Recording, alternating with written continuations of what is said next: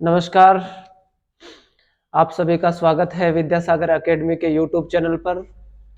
जैसे कि 30 अप्रैल को पीटी सेकंड ग्रेड की जो परीक्षा है उसमें जितने टॉपिक पॉलिटी के, राजनीति विज्ञान के जितने भी टॉपिक है, अपने पिछले पेपरों में देखे हैं कि 20 प्रश्न के आसपास या 15 से 20 के बीच में प्रश्न पॉलिटी के पूछे जाते हैं। चाहे वो भारतीय संविधान से संबंधित विशेषताएं हो, चाहे वो राज्यपाल है, पंचायती राज है, इन टॉपिकों में से जो राजस्थान में राज्यपाल वगैरह है, मुख्यमंत्री और प्रधानमंत्री, इन सब के जो प्रश्न आने होते हैं उनकी चर्चा अपने करेंगे। तो आज की क्लास का अपना जो पहला टॉपिक रहेगा वो रहेगा संविधान सभा। और संविधान सभा कंप्लीटली संविधान सभा नहीं पढ़ेंगे। संविधान सभा में जो दिनांक को लेकर प्रश्न पूछे जाते हैं, भी कैबिनेट मिशन ने अपनी रिपोर्ट पेश कब की थी, संविधान सभा का गठन कब हुआ था, चुनाव कब करवाए गए थे, और कैबिनेट मिशन भारत कब पहुंचा था, प्रारूप समिति का गठन कब हुआ था, तो जितनी भी संविधान सभा की महत्वपूर्ण तारीखें हैं उन पर आज अपने चर्चा करेंगे। तो आप सभी का एक बार पुनः विद्यासागर अकेडमी के यूट्यूब चैनल पर बहुत बहुत स्वागत है। जल्दी से देखिए, संविधान सभा की बात करें तो संविधान के लिए जो संविधान निर्मात्री सभा बनाई गई थी, उस संविधान निर्मात्री सभा का गठन किस प्रकार से हुआ था, तो ध्यान से सुनना कि अपनों ने पढ़ा है कि 24 अक्टूबर 1945 को 24 अक्टूबर 1945 को यूएनओ का जो गठन हुआ था, द्वितीय विश्व युद्ध के बाद विश्व में शांति स्थापित करने हेतु जो संविधान सभा का जो यूएनओ का गठन किया गया था, उस यूएनओ के गठन के बाद में कैबिनेट मिशन 1946 जो भारत का संविधान बनवाने हेतु भारत आया था, तो कैबिनेट मिशन 1946 जो है ये लगभग जनवरी के आसपास में ये लंदन से चला था। कैबिनेट मिशन जो भारतीय संविधान का आधार भी माना जाता है, तो भारतीय संविधान जो है वो निर्माण करवाने में अहम भूमिका कैबिनेट मिशन की रही थी। तो जनवरी 1946 के अंदर कैबिनेट मिशन जो है वो लंदन से चला था। 24 या 25 मार्च 1946 को कैबिनेट मिशन दिल्ली पहुंच गया था और इसके अंतर्गत 3 सदस्य भारत आए थे कैबिनेट मिशन में। सर स्टेफर्ड क्रिप्स थे, एवी अलेक्जेंडर थे और पैथिक लॉरेंस, ये 3 सदस्य भारत आए थे। इसमें कैबिनेट मिशन के अध्यक्ष की बात करें तो पैथिक लॉरेंस जो है ये कैबिनेट मिशन के अध्यक्ष थे। इसके अलावा सर स्टेफर्ड क्रिप्स भी थे, एवी अलेक्जेंडर थे, ये 3 सदस्य इसमें भारत आए थे। 16 मई, देखो मार्च में आए थे, अप्रैल का महीना इनको विचार विमर्श करने में लग गया था, तो 16 मई अगला जो महीना आया मार्च के बाद में, मार्च अप्रैल मई जो आया था, 16 मई 1946 को कैबिनेट मिशन जो आया था लंदन से, उसने अपनी रिपोर्ट पेश कर दी थी कि भारत का संविधान किस प्रकार से बनेगा। इन्होंने इसके लिए कहा था कि सबसे पहले हमें एक संविधान बनाने के लिए एक संविधान सभा बनानी पड़ेगी, कॉन्स्टिट्यूशन असेंबली बनानी पड़ेगी, एक संविधान सभा। और वो जो संविधान सभा होगी उस संविधान सभा में 389 ऑल मेंबर, कुल सदस्य 389 होंगे, जिसमें से 292 सदस्य जो है वो ब्रिटिश प्रांतों से लिए जाएंगे, 93 सदस्य जो है वो देशी रियासतों से लिए जाएंगे और 4 सदस्य जो है वो चीफ कमिश्नर क्षेत्र या केंद्र शासित प्रदेशों से लिए जाएंगे। तो ये जो है इन्होंने रिपोर्ट पेश कर दी थी। अब रिपोर्ट पेश करने के बाद में जुलाई 1946 में संविधान सभा का क्या किया गया, गठन किया गया था। संविधान सभा के लिए जो चुनाव हुए थे, संविधान सभा का जो चुनाव है वो दोनों ही निर्वाचित भी हुआ था, मनोनीत भी हुआ था। तो ये दोनों प्रक्रिया संविधान सभा में कि जो सदस्यों का गठन किया गया था या सदस्यों को निर्वाचित किया गया था, तो दोनों प्रक्रिया, मनोनयन भी किया गया था और निर्वाचन भी किया गया था, दोनों प्रक्रिया इसमें की गई थी। जुलाई 1946 में संविधान सभा का गठन होता है। जब संविधान सभा का गठन होता है तो इसमें अपने बात करें, टोटल 296 सदस्यों ने भाग लिया था और इसमें से 208 सीटें जो है वो कांग्रेस की आई थी और 73 सीटें जो है वो मुस्लिम लीग की आई थी और 15 सीटें अन्य आई थी। तो इसमें हम बात करें, मुस्लिम लीग को जब कम प्रतिनिधित्व मिला था तो उन्होंने क्या किया था, इस संविधान सभा के का जो है इस चुनाव का बहिष्कार कर दिया था। 16 अगस्त 1946 को कैबिनेट में ये जो संविधान सभा के अंदर मुस्लिम लीग को कम प्रतिनिधित्व मिला था, इस कारण इन्होंने इस चुनाव का बहिष्कार कर दिया और 16 अगस्त 1946 को सीधी कार्यवाही दिवस मनाया गया था। यह भी एक महत्वपूर्ण प्रश्न है कि मुस्लिम लीग के द्वारा प्रत्यक्ष या सीधी कार्यवाही दिवस जो है, डायरेक्ट एक्शन डे, कब मनाया गया था, तो 16 अगस्त 1946 को सीधी कार्यवाही दिवस मनाया गया था। इसके बाद में अगला जो महत्वपूर्ण हमारा प्रश्न रहेगा कि जब मुस्लिम लीग ने बहिष्कार कर दिया था, 16 अगस्त को उन्होंने सीधी कार्रवाई दिवस मनाया, तो उसके बाद में 2 सितंबर 1946 को जो है अंतरिम सरकार का गठन किया गया था। और इस अंतरिम सरकार में जो मुस्लिम लीग है वो सितंबर के बाद में 26 अक्टूबर 1946 को मुस्लिम लीग जो है ये अंतरिम सरकार में शामिल हुई थी। इसके बाद में 9 दिसंबर 1946 को संविधान सभा की प्रथम बैठक होती है और संविधान सभा की प्रथम बैठक में 207 सदस्यों ने भाग लिया था। कईयों में हम लोग पढ़ते हैं कि 211 सदस्यों ने भाग लिया था। तो संविधान सभा के प्रथम अधिवेशन में, प्रथम जो सेशन चला था उसमें 211 सदस्य थे, प्रथम बैठक में 207 सदस्यों ने भाग लिया था। इसमें एक नियम समिति, 15 सदस्यों वाली एक नियम समिति का भी गठन किया गया था। और ये जो नियम समिति का गठन किया गया था इसमें 15 ही सदस्य लेने थे और 15 ही सदस्य इसमें है जो है फॉर्म अप्लाई किया था। तो ये 15 सदस्यों के लिए एक नियम समिति का गठन किया गया था, जिसमें एकमात्र महिला भी थी, जी दुर्गाबाई देशमुख जो थी एकमात्र महिला थी।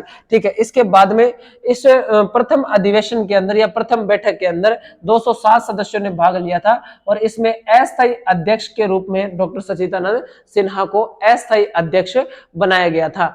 तो इस बात को लेकर भी मुस्लिम लीग में काफी विवाद हुआ था, मुस्लिम लीग नाराज होकर चली गई थी। तो इस बैठक का भी उन्होंने क्या कर दिया था, बहिष्कार कर दिया था। इसके बाद में 11 दिसंबर 1946 को संविधान सभा की दूसरी बैठक होती है और इस दूसरी बैठक में डॉक्टर राजेंद्र प्रसाद जी को क्या कर दिया गया था, स्थायी अध्यक्ष बनाया गया था। डॉक्टर राजेंद्र प्रसाद जी को स्थायी अध्यक्ष बना दिया गया था।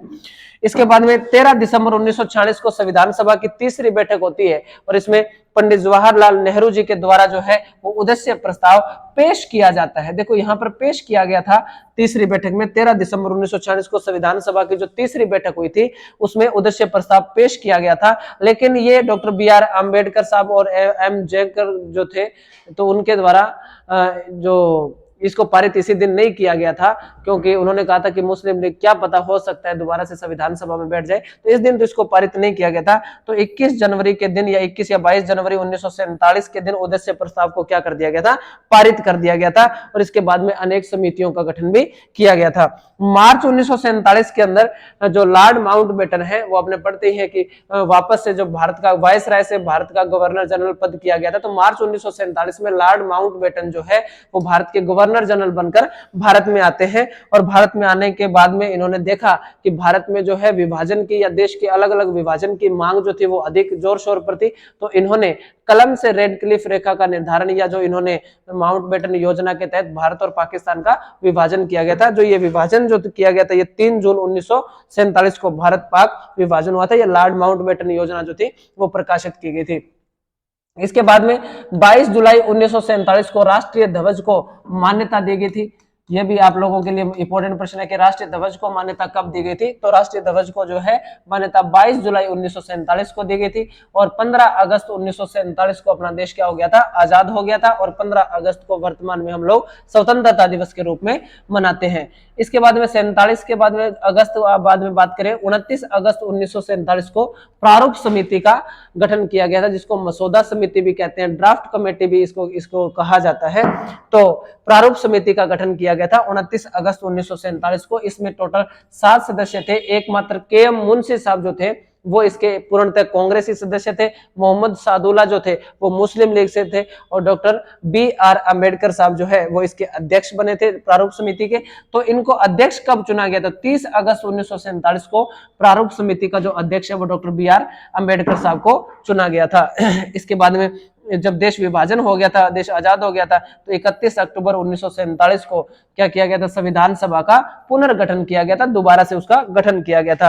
21 या 22 फरवरी 1948 को जो प्रारूप समिति को संविधान के प्रारूप पर विचार करने के लिए जो रिपोर्ट दी गई थी वो वापस इन्होंने पेश कर दी थी और 26 नवंबर 1949 को हमारा जो संविधान है वो बनकर तैयार हो गया था। इसमें 8 अनुसूचियां बनाई गई थी और इसमें 22 भाग बनाए गए थे और 395 अनुच्छेद वाला जो अपना संविधान था वो बनकर तैयार हो गया था। ठीक है, और अब वर्तमान में 12 अनुसूचियां हैं, 25 भाग है वर्तमान में, और 450 से अधिक क्या हो चुके हैं, अनुच्छेद हो चुके हैं। तो 26 नवंबर को एक तो संविधान दिवस के रूप में मनाया जाता है, और एक तो ध्यान रखना कि भाग नंबर 2 जो है जिसमें सिटीजनशिप या नागरिकता का उल्लेख है, इसको इसी दिन लागू कर दिया गया था 26 नवंबर 1949 को, भाग नंबर 2, और 16 अनुच्छेद जो है वो इसी दिन लागू हुए थे। 16 है बेटा, ठीक है, 5 6 7 8 9 ऐसे करके 16 अनुच्छेद है वो इसी दिन लागू किए गए थे। 24 जनवरी 1950 को संविधान सभा की अंतिम बैठक होती है। तो अब आपको पूछ लिया जाए कि कुल कितनी बैठकें हुई थी संविधान के अंतर्गत, 165 बैठकें हुई थी, 114 दिन संविधान पर बहस चली थी, और इतना संविधान बनकर तैयार हुआ था, और लगभग 64 लाख जो रुपए हैं वो संविधान बनाने पर क्या किए गए थे, खर्च किए गए थे। इसके बाद में बात करें तो 25 जनवरी 1950 को राष्ट्रीय निर्वाचन आयोग का गठन किया गया था, इसीलिए 25 जो जनवरी है उस दिन हम क्या मनाते हैं, निर्वाचन आयोग के उपलक्ष्य में मतदाता दिवस के रूप में मनाते हैं। और 26 जनवरी 1950 को जो संविधान है, शेष बचा हुआ जो संविधान था, क्योंकि आधा 26 नवंबर को लागू कर दिया गया था भाग नंबर 2 और 16 अनुच्छेद, शेष जो संविधान है वो 26 जनवरी 1950 को पूरे देश में लागू हो गया था। तो इसमें अभी अपने को जनवरी के कुछ महत्वपूर्ण दिवस जो है,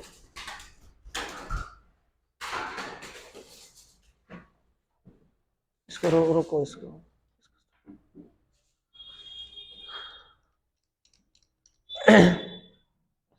जनवरी के प्रमुख जो दिवस है उनकी चर्चा कर लेते हैं। तो इसमें अपने को सबसे पहले जो शुरुआत करनी है वो 9 जनवरी को प्रवासी भारतीय दिवस के रूप में मनाया जाता है। ये भी ध्यान रखना, जनवरी के महत्वपूर्ण दिवस है प्रवासी भारतीय दिवस जो है वो 9 जनवरी को मनाया जाता है, ये भी आपको ध्यान रखना है। 10 जनवरी को विश्व हिंदी दिवस विश्व हिंदी दिवस मनाया जाता है, 10 जनवरी को विश्व हिंदी दिवस मनाया जाता है। और इसके अलावा बात करें कि 12 जनवरी को राष्ट्रीय युवा दिवस के रूप में मनाया जाता है। 15 जनवरी जो है इसको थल सेना दिवस के रूप में मनाया जाता है, थल सेना दिवस। आप लोगों को इसको याद कैसे रखेंगे, इसको याद रखेंगे कि 9 जनवरी 1915 को महात्मा गांधी जी 22 साल का प्रवास काटकर भारत आए थे, तो याद करने के लिए बता रहा हूं, इसलिए प्रवासी भारतीय दिवस मनाया गया। 10 तारीख को इन्होंने भारत में आके हिंदी पढ़ी तो हिंदी दिवस मनाया गया। और इसके बाद में 12 तारीख को जो है 12 जनवरी को गांधी जी युवा हो गए थे, तो राष्ट्रीय युवा दिवस मनाया जाता है, स्वामी विवेकानंद जयंती कैरियर डे के रूप में मनाया जाता है इसे। और 15 जनवरी को थल सेना दिवस मनाया जाता है। इसके बाद में बात करें 24 जनवरी 1966 को 24 जनवरी 1966 को देश की प्रथम महिला प्रधानमंत्री श्रीमती इंदिरा गांधी जी बनी थी, इसलिए 24 जनवरी को राष्ट्रीय बालिका दिवस मनाया जाता है। 25 जनवरी को मतदाता दिवस के रूप में मनाया जाता है, ये भी आपको याद रखना है। और इसलिए मनाया जाता है क्योंकि 25 जनवरी 1950 को निर्वाचन आयोग का गठन किया गया था। और इस 26 जनवरी को हम लोग जो है वो गणतंत्र दिवस के रूप में मनाते हैं, क्योंकि इस दिन हमारा संविधान लागू हुआ था। और इसके बाद में 30 जनवरी को महात्मा गांधी जी की नथुराम गोडसे ने हत्या कर दी, तो 30 जनवरी को अपने कौन से दिवस के रूप में मनाते हैं, शहीद दिवस के रूप में मनाते हैं। धन्यवाद, आज के लिए इतना ही।